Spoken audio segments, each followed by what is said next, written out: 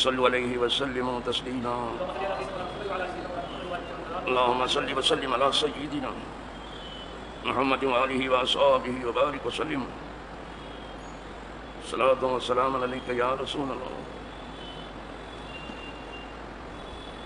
نحمدہ ونصلی ونسلم علی رسولہ الکریم اما بعد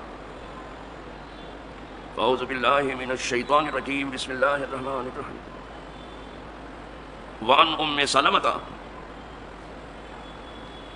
قالت یا رسول اللہ صلی اللہ علیہ وسلم لا يزال يصيبك في كل عام وجع من الشاة المسمومة التي أكلتها قال ما أصابني شيء منها إلا وهو مكتوب علي وآدم في طينتي رواه ابن ماجہ. صحیح کی حدیث ہے ابن ماجہ کی، اور حدیث پاک کی روایت ام المومنین ام سلمہ رضی اللہ تعالیٰ عنہ سے.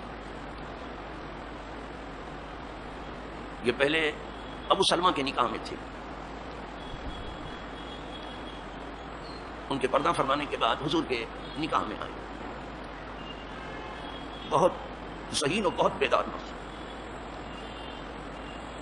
ام سلمہ بنت امیہ، بہت ذہین و بہت بیدار نفس.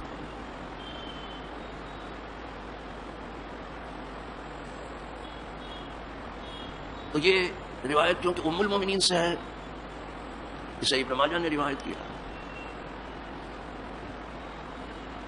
اتنا اور بھی آپ معلوم کر لیں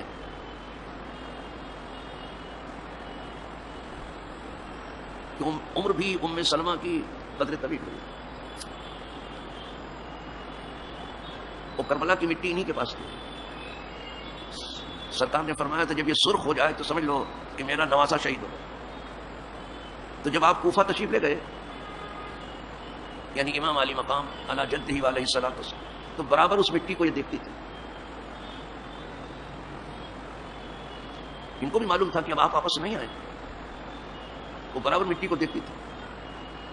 جس دن سرخ ہوئی رونا دھونا شروع. سمجھ گئے شہید.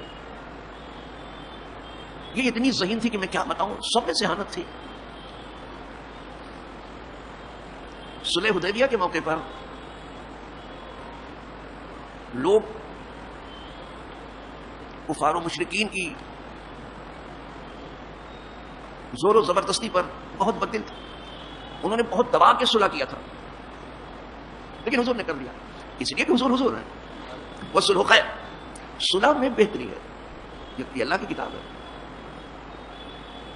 یعنی آپ کے صحابہ میں سے شاید کوئی ایک بھی راضی نہیں تھا صلح سے، اس لیے کہ اس وقت بھی صحابہ اتنی طاقت میں تھے کہ مکہ فتح کر لیتے.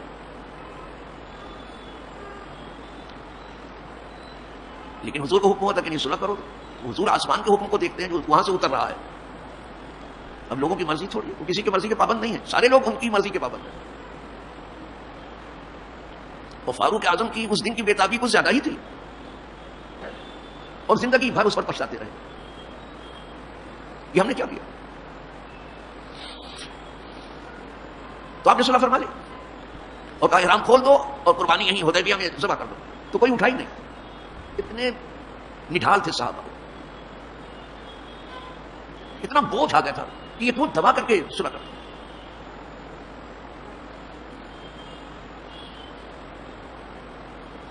تو جب کوئی نہیں اٹھا تو سرکار ام سلمہ کے پاس آئے، تھی وہاں ساتھ میں. دیکھا کہ کسی کے نہ اٹھنے کی وجہ سے حضور کے چہرے پر کچھ غم کے آثار تھے. تو ام سلمہ نے عرض کیا یا رسول اللہ، یہ سب آپ پر جان چھڑکنے والے ہیں، یہ آپ سے ناخوش نہیں ہے. کفار نے جو زیادتی کی ہے، بہت دبا کے جو صلح کیا ہے، اس سے ناخوش ہے. تو آپ کسی سے نہ کہیے کہ اٹھو قربانی کرو، کسی سے نہ کہیے. بس آپ اٹھیے قربانی کیجیے، آپ کر لیں گے سب ابھی کریں گے. یہ ام سلمہ کیا ذہانت ہے، کیا ذہانت ہے ام سلمہ کی. اور فاروق اعظم کے زمانے میں یہ عورتیں شورا میں آتی تھی، لیکن پردے کے ساتھ. جب مشورہ ہوتا تھا شورا میں آتی تھی. تو عورتوں کا مشورے میں شریک ہونا، شورا میں کام کرنا، یہ ہمارے یہاں ہے. جنگ میں عورتیں جو ہے مریضوں کا علاج کرتی تھی، ہے ہمارے یہاں. لیکن اب جب مطالعہ نہیں ہے تو کچھ کیا کریں گے بابا، جانتے ہیں. کچھ لوگوں نے نہیں سمجھ لیا کہ بس برقع اوڑھ کر کے بازار وازار کرتی رہتی. لیکن یہ ہے کہ یہ بڑے اہتمام کے ساتھ اور بڑے احتیاط کے ساتھ آتی جاتی تھی. انہیں اپنی عزت کی بھی فکر تھی, کام کاج کی بھی فکر. یہ مردوں کے ہاتھ کا کھلونا نہیں بننا چاہتے. آج مرد نے عورتوں کو کھلونا بنا لیا ہے, کھیل رہا ہے. عورتوں کے اولیاء پوسٹر آتے ہیں, مردوں کے کیوں نہیں آ رہے ہیں؟ یہ مرد دیکھو کیا کیا کرتا ہے مغرب کا, اور اسی کو لوگ جو ہے تہذیب کا نام دے رہے ہیں کہ عورتوں کے کپڑے کم کر دو اور مردوں کے کو زیادہ کر دو. مرد کرکٹ بھی کھیلتا ہے تو فل پینٹ پہن کر کے, دیکھو ذرا دیکھنا. اور عورتیں اگر پچی بھی کھیلیں ادھر ادھر تو پوری آنیت کے ساتھ چڈی پہن کر. یہ کیا ہے؟ کتنے کپڑے اتر رہے ہیں مردوں کے ہو جائے. یہ مغربی تہذیب ہے, کیا کرو. اور اسی تہذیب کو مسلط کرنے کے لیے اسلام اور مسلمانوں کا رشتہ دہشت گردی سے جوڑا گیا بڑے ہوشیاری سے. اور اللہ کو معلوم ہے کہ جو ان طوفان اٹھانے والوں نے کیا, اسی لیے کہ کہیں اسلامی تہذیب کا چہرہ سامنے کسی کے آیا تو کوئی تہذیب کام نہیں کر پائے. پہلے ایران کو کام کرنے دیا گیا یہ کہہ کر کے کہ اب اسلامی نظام نہیں چلے, خمینی آ گیا. لیکن جب وہاں بقول ان کے ملاؤں نے حکومت کی باغ ڈور سنبھال لی تو اب تنہا ایران ان سے سنبھالتے نہیں بن رہا. اتنی بہترین حکومت قائم کی. اب انہوں نے کہا اب دوسری اسلامی حکومت ہم قائم نہیں ہونے دیں گے. اسلام آج بھی اتنا ہی اجنبی ہے جتنا آیا تھا اس وقت. پورا مغرب تو اس میں لگا ہے. مشرق نے بھی کیا کم ساتھ دیا ہے. مشرق کا کون حکمراں ہے جو ان کے ساتھ نہیں ہے. ہم غیروں کی بات نہیں کر رہے ہیں. اگر امریکہ کے ساتھ نیٹو آیا تو اس کے بھائی بند ہے, یہ بھی گورے وہ بھی آنا چاہیے اس کو مدد اپنا نظام نافذ کرنا. لیکن یہ نہیں کہ نیٹو آیا تمام مسلم ممالک کی فوجیں تھیں, کیوں چھپاتے ہو. حد یہ ہے کہ ترکی کی بھی ہے. یہ ہے آپ کے مسلم حکمراں. تو ہمارا قاتل کوئی اور نہیں ہے, صہیونیت و سامراجیت ہی نہیں, ہمارے اپنے ہیں, بڑے پردے میں چھپے ہوئے ہیں اور آدمی کو کچھ پتہ نہیں. یہ ہمارے قاتل, انہوں نے ہم کو بیابرو کر دیا دنیا میں, اسلام اور مسلمان. اور جن کا انخلا ہو رہا ہے صرف یہ نہیں کہ امریکن ہے, اس میں نام نہاد مسلمان نہیں ہے, بہت سارے. ان لوگوں نے حلوے میٹ بانڈے کی فکر میں امت کو بے جگہ چھوڑ دیا. اور اب حکمرانوں کا کیا کہنا, غلامی میں سب سے آگے نکل گئے. کیا کرو, ہر جگہ ان کی مثال پیش کی جاتی. چلو میں ام سلمہ کی بات کر رہا, بہت صحیح تھی صاحب. میں تو سوچتا ہوں یار حضور یہ آپ پر جان چھڑکنے والے لوگ آپ سے ناخوش نہیں ہیں, یہ جو دب دبا کر کتنی سرا کس سے ناخوش ہیں, تو آپ قربانی کر دیجیے. ابھی سب اٹھے قربانی کر دیں گے. وہی جیسے حضور قربانی سے فارغ ہوئے پورے صحابہ اٹھے قربانی. انہیں نے بتایا تھا کیا ازواج مطہرات کو عقل سونپی تھی اللہ نے, کیا دیا. اور اتنی عقیدت مند تھی, کبھی کسی کو حضور اپنا جھوٹا دیتے کلو کلو اس میں برکت ہے, وہ آپ سن لیتی تو کہتی اپنے ماں کا حصہ بھی اس میں رکھنا. اتنی عقیدت. سنائی دوں آپ کو حدیث بھی. ایک بار ایک شخص کو آپ نے کہا تھوڑا تمہارے لیے بشارت ہے, خوشخبری ہے, تو اس نے اس بشارت کو جنگلی نے قبول نہیں کیا. تو ابو موسیٰ شریف کو آپ نے فرمایا اور ابو ہریرہ سے کہا تم یہ خوشخبری قبول کر لو, اور اپنا جھوٹا دے دیا سب. اس کو اپنے سینے سے مل لو, بدن سے مل لو. خود دیتے تھے اس. جب وہ لوگ ہماری خوشی میں اپنے سینے سے پانی مل رہے تھے اور لگا رہے تھے اور پی رہے تھے اس کو, تو پردے سے لگی آپ تھی, اپنی ماں کا بھی حصہ رکھو, یعنی میرا مجھے بھی دینا. حضور پہ کیا عقیدت تھی اس سے, وہ کیا برکت سمجھتی تھی وہ, حضور کے جھوٹے میں کتنی برکت ہے. یہ دین جو لے کے آئے ہیں یہ گمراہ لوگ, مغرب زدہ لوگ, مغرب سے دیوانگی رکھنے والے, مغرب سے عقیدت, مغرب پر جان چھوڑ, یہ سب حلوہ بانٹنے کی فکر ہے. ایک محمود عباس ہوتے تو رو لیتے جانے کے. سعودی عرب تو سب سے آگے ہے اس میں, جتنے خلیجی ممالک 22 ممالک عرب سب کا حال ہے. شیعت البتہ سامنے ہے. خیر, تو ام سلمہ سے یہ روایت ہے. کیا روایت کر رہے ہیں دیکھیے. قالت یا رسول اللہ, سب یا رسول اللہ کہتی تھی. یہ سب, یہ نہیں کہ میرے شوہر, نہیں, یا رسول اللہ. سب کا نعرہ یا رسول اللہ تھا, اور سب کا دھارا یا رسول اللہ تھا. یہ ایک ہی نعرہ تھا, ایک ہی دھارا تھا, یا رسول اللہ. لا یزال یصیبک فی کل عام وجع من الشاة المسمومۃ التي اکلتها. ہمیشہ آپ کو ہر سال وہ تکلیف پہنچتی ہے جو زہر آلود بکری کا گوشت آپ نے کھایا تھا. یہ واقعہ آپ کو معلوم ہے کہ آپ حضور کو بکری کے گوشت میں زہر دیا گیا, اور دینے والے یہود تھے جس سے سعودی عرب اپنا جو ہے تاریخی رشتہ جوڑ رہا. اور یہود اور سعود کا وزن بھی ایک ہی ہے نا, من ہوتا ہے ایک ہی برتن میں دونوں نہلائے گئے اور ایک ہی تھن سے دونوں نے دودھ پیا ہے, ایسا لگتا ہے. یہ نام کے مسلمان ہے, ہمیں غیروں سے گلا نہیں, اپنوں سے ہے. جو جانتے ہیں ان کو اپنوں سے. غیر تو غیر ہے، ان کو کیا پڑی ہے ہماری؟ کیوں پوچھے ہم کو؟ انہیں کیا پڑی ہے؟ لیکن یہ جو اپنے یہ قیامت ڈھا رہے ہیں، ساری قیامت ان کی لادی ہوئی ہے. اب آپ کو ذرا سے دکھا دوں کہ امریکہ تو چلا گیا افغانستان سے، بھاگ گیا. جلدی سے لوگ بھاگنے کی بات نہیں کرتے ہیں، امریکہ تو بھاگ گیا وہاں سے. لیکن اس کے چمچے اور اس کے خوشامدی اور اس کی خیرات و زکات کھانے والے رہ گئے. تو زیادہ تر فوجیوں نے ہتھیار ڈال دیا، کچھ لڑائی نہیں ہوئی.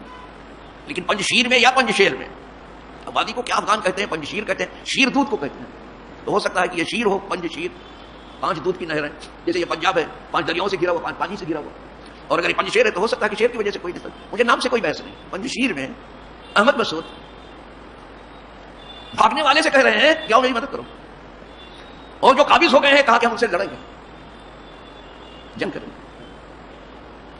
کیا ان کی عقل ایک دم چلی گئی ہے؟ کیا ہوش میں نہیں ہے کیا؟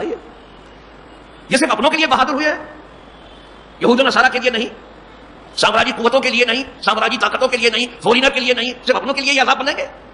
یہی ان کے دھندے ہیں. اور یہاں کا بھی حال یہی ہے. ہمارے اپنے ہمارے دشمن ہیں. کوئی ایک لیڈر کہہ تو دے یہاں کہ ہم آپ کے ہیں، وہ صرف اپنے ہیں، کوئی بچا نہیں. یہ ایسے حمام ہیں جس میں آپ دیکھیں گے اور سب ننگے نظر آئیں، الا ماشاء اللہ، شاید اللہ کسی کو بچا دے. ان کی وجہ سے ساری سال 2 سال منہ نہیں دیکھو گے آپ کسی لیڈر یہ حکومت کریں گے. میں کہا کرتا ہوں لیڈر وہ جو عوام کے درمیان 5 سال کے بعد اپنی مان سے نکلتے ہیں. ٹھیک ہے چلیے، ہم کو تو 5 سال میں ایک ہی بار ضرورت پیش آتی، تم کو روز روز ضرورت پیش آتی رہتی ہے. آپ غیروں کو برا نہ کرو، تم غیر ہی ہیں، ان کو کیا برا کہتے ہو؟ کیا بڑی نکتہ چینی کرتے ہو؟ کیا بڑی تنقیدیں کرتے ہو؟ کیا بال کی کھال نکالتے ہو؟ اپنوں کو ذرا دیکھو کیا کر رہے ہیں. اور خود حضور نے فرمایا تھا کہ اس امت کی موت اپنی تلوار سے ہے. یہ دیکھ لو، آپ غور سے دیکھیں گے تو اپنی تلوار نظر آئے گی. آپ غیروں کو کیا دیکھ رہے ہو؟ یہ ساری قیامت اپنوں کی لادی ہوئی ہے. لیکن جیسا علم ہے بقیات دیوانگی میں لوگ پھر رہے ہیں بڑے بڑے پیٹ لے کر کے، بڑے بڑے کاروبار لے کر کے، کھاؤ پیو موت بستی کرو. انہوں نے سمجھا کہ دنیا میں پھر تو آنا ہی نہیں، لہٰذا موت بستی جو کچھ ہو سکتا ہے. لا حول ولا قوت. یہ زمین کتنوں کو چٹ کر گئی ہو، اب بیکار تک نہیں ہے. تو کتنوں کے انتظار میں بیٹھی ہے کہ کب آتے ہو ہمارے پاس. بس سب کو جانا ہے، چاہے جسم کے ساتھ جاؤ چاہے راہ کو کر کے جاؤ، جانا ہے زمین ہی پر.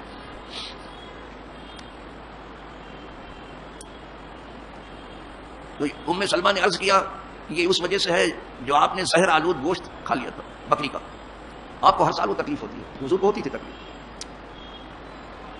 تو شاید وہ واقعہ سب کو نہیں معلوم ہے کہ کیا ہوا. جنگ خیبر میں جب قلعہ قموس فتح ہوا، بہت سے قلعے تھے سب فتح ہو گئے. جب قلعہ قموس فتح ہوا تو حضور فاتحانہ شان سے قلعے میں داخل ہوئے، اور یہ سب یہودیوں کے ہاتھ میں تھا. تو ایک عورت نے دعوت رکھ دی، یہودی عورت نے، ایک یہودی عورت نے دعوت رکھ دی. اس کا نام زینب تھا. نام بھی آپ سے ملتا جلتا ہوتا ہے یہود کا، جو کہ اہل کتاب ہے. یہود اہل کتاب ہے، عیسائی اہل کتاب ہے. اگرچہ اصل کتاب نہیں رہے لیکن اہل کتاب ہے. ان کے پاس ابھی بھی بہت کچھ روشنی موجود ہے. اور جو اہل کتاب نہیں ہے وہ اندھے کی لکڑی گھما رہے ہیں، لگی تو تیر نہیں تو تکا، یہ چل رہا ہے. کوئی روشنی تو ہے نہیں آسمانی ان کے پاس، کوئی ہدایت نہیں. جو کتابیں ہیں سب یہاں کی لکھی ہوئی ہے، کسی کا دعویٰ نہیں ہے. یہودی عورت نے دعوت رکھی حضور کی، اور لوگوں سے اس نے پوچھا کہ حضور کو کیا چیز بہت پسند ہے. اس یہودی عورت لوگوں نے کہا حضور کو دست کا گوشت بہت پسند ہے. دست سمجھتے ہو؟ دست مانے ہاتھ، جس کو آپ ادلا کہتے ہیں. یہ پچھلی ٹانگ نہیں جانور کی، اگلی. دست مانے ہاتھ. تو پائے کہ جو 2 اگلے پاؤں تھے وہ حضور کو بہت پسند تھا. اس نے پتہ لگایا، کہا دست بہت پسند ہے. تو اس نے بکری ذبح کی اور پوری بکری میں زہر گھول دیا اس یہودی عورت نے،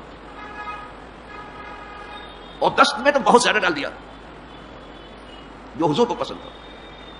یہ یہود کی دعوت ہے جس سے سعودی عرب کو بڑا تاریخی رشتہ ہے.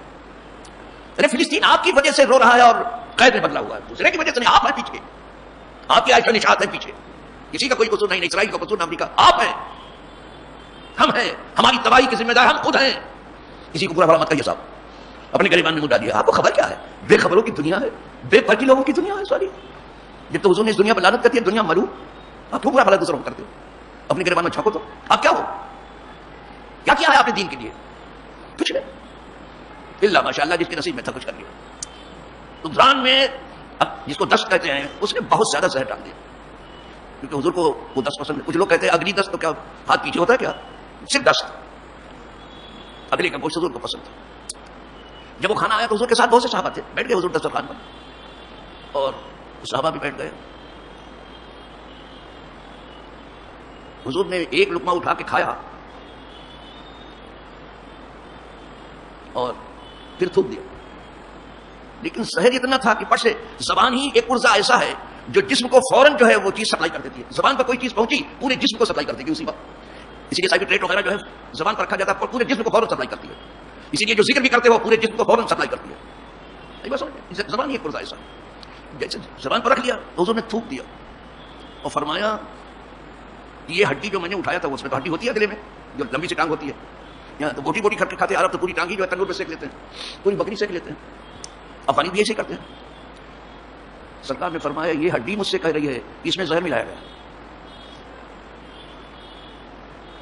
ان ھذا العظم لیخبرنی انہ مسموم، یہ ہڈی مجھ سے کہہ رہی ہے کہ اس میں زہر ملایا گیا۔ ہڈی حضور سے بات کرتی ہے۔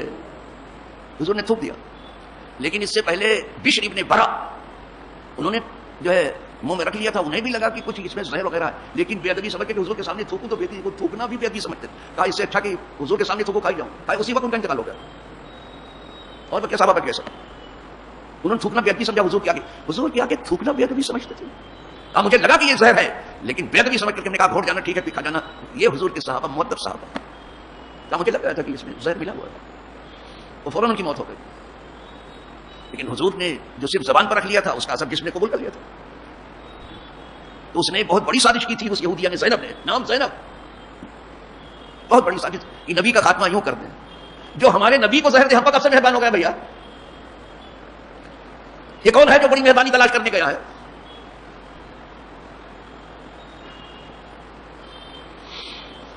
جب بشر کی موت واقع ہو گئی تو سرکار نے فرمایا پکڑو اس عورت کو اور اس کو قتل کرو، مار ڈالی گئی۔ لیکن حضور کا کچھ نہیں بگڑا، لیکن وہ زہر لوٹتا تھا ہر سال، وہی حضرت ام سلمہ اس کا درد لوٹتا تھا زہر کا، تو وہی کہا حضور ہر سال آپ کو وہ زہر جو آپ نے خیبر میں لے لیا تھا تو وہ ہر سال آپ کو تکلیف دیتا ہے۔ تو حضور فرماتے ہیں اے ام سلمہ یہ کوئی زہر کی بات نہیں ہے، ہمارے لیے یہ تکلیف پہلے سے لکھی گئی تھی، ابھی آدم پانی و مٹی میں تھے اس سے بہت پہلے لکھی گئی تھی، کسی بہانے پہنچ گئی تھی۔ تو انہوں نے بکری کی طرف کر دیا کہ بکری جو زہر آلود کھائی اس کی وجہ سے، کہا اس کی وجہ سے نہیں، تکلیف لکھی گئی تھی کسی بہانے آنے والی ہے، تو یہ بکری بہانہ ہو گئی ہمارے لیے، آئی بس۔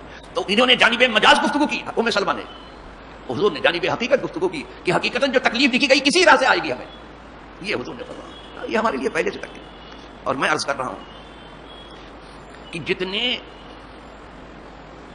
چشمے ہیں صراط مستقیم کے بڑے چشمے، صدیقین، شہداء اور صالحین، جتنے چشمے ہیں سب قدم نبوت ہی سے پھوٹتے ہیں۔ نبی میں ہر شان جمع ہوتی ہے، وہ نبی بھی ہے، وہ صدیق بھی ہیں، وہ شہید بھی ہیں، اور صالحیت بھی ان کے اوپر ختم ہے، ان سے بڑا کوئی نہیں۔